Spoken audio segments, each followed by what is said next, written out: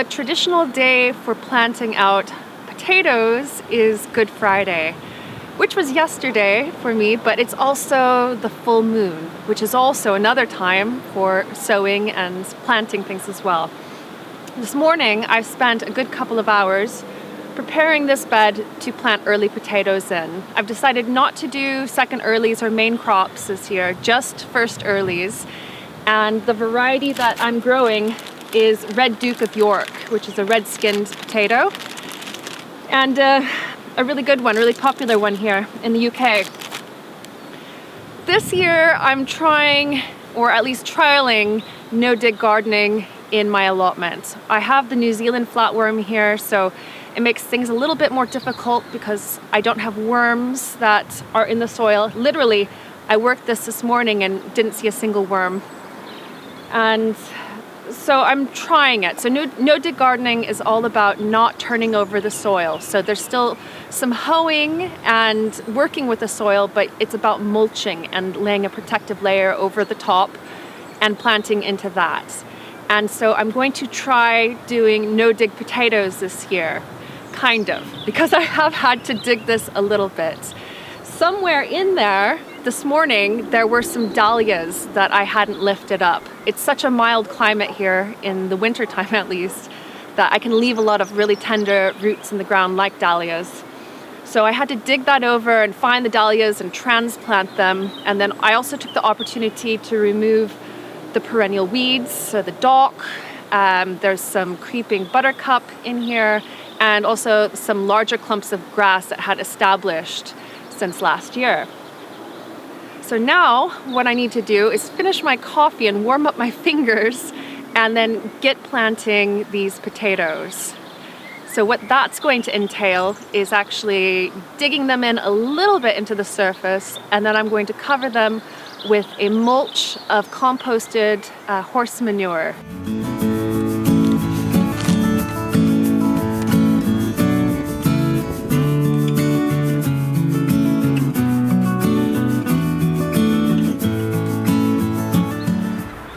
You can get a hold of seed potatoes from about January onwards, and a lot of people like to buy their bags early and then set them into egg cartons or egg crates and allow them to chit, which is growing those little sprouts.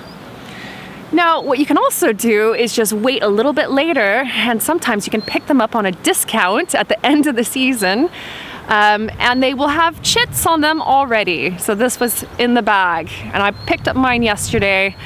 And I wouldn't say it's too late, but you could even wait a little bit later. And I know other gardeners that do that, so that's a handy tip for late planting potatoes. But in any case, you don't even need to chit potatoes. It's just more something fun to do at the beginning part of the year. If you plant potatoes in the ground without chits, they'll still grow. In any case, it's time for me to plant these guys. It's mild enough here. It's cold, but it's not snowing or icy. Touch wood. So what I'm going to do is I'm going to space these all out in the bed between 12 and 18 inches apart, and then I'm going to go back over them, dig them in a couple of inches, and then I'm going to cover them with a horse manure mulch. And I'm going to make it a little bit thicker along the rows where they're growing, and then as they start putting up green leaves in the weeks and months to come, I'll continuously add more compost and more manure to earth them up effectively. So let's go get started. With true no-dig gardening, you could put these just on the surface and start covering them up with compost, but I feel a little bit more comfortable putting them in the ground a little bit just in case it gets frosty. And so I'm just going to dig them in about a couple of inches, covering them with a couple of inches, and then spread the manure on top.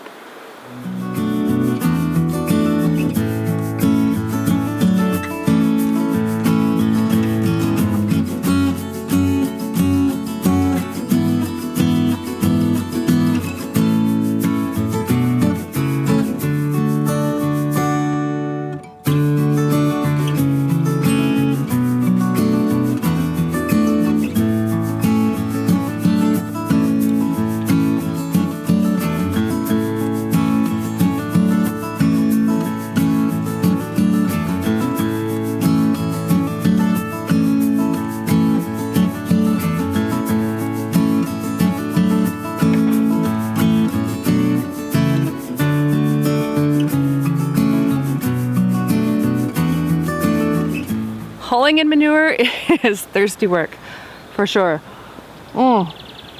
So the entire area that I planted the potatoes into is now under about 2 inches of composted horse manure.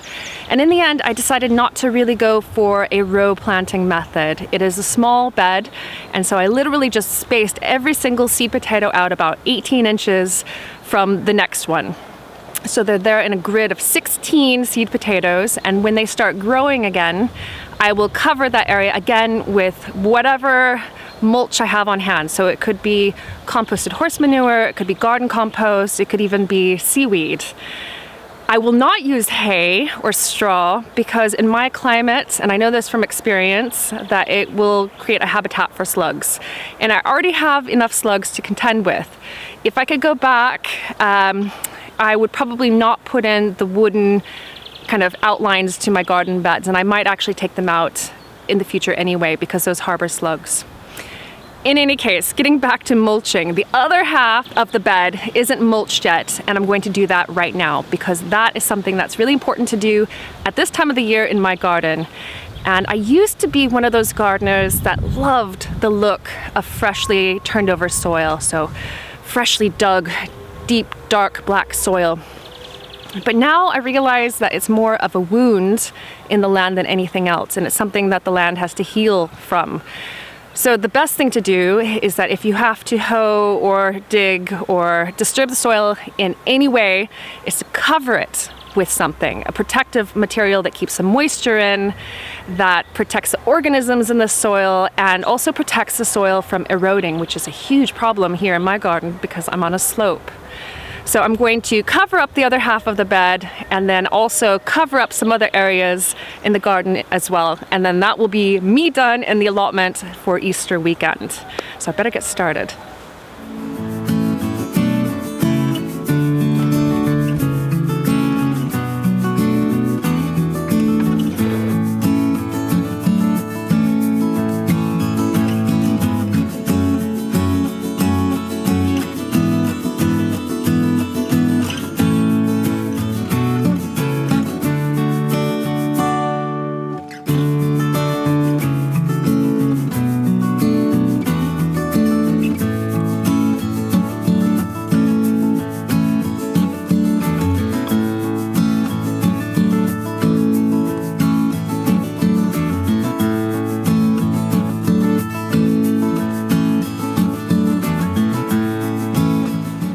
You'd think that after 16 wheelbarrow loads of manure that my mulching would be complete. Alas, it is not.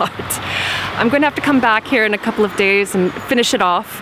I've got an area where the kale is growing right now, and that's going to be where my beans and sweet peas are going to be growing this year.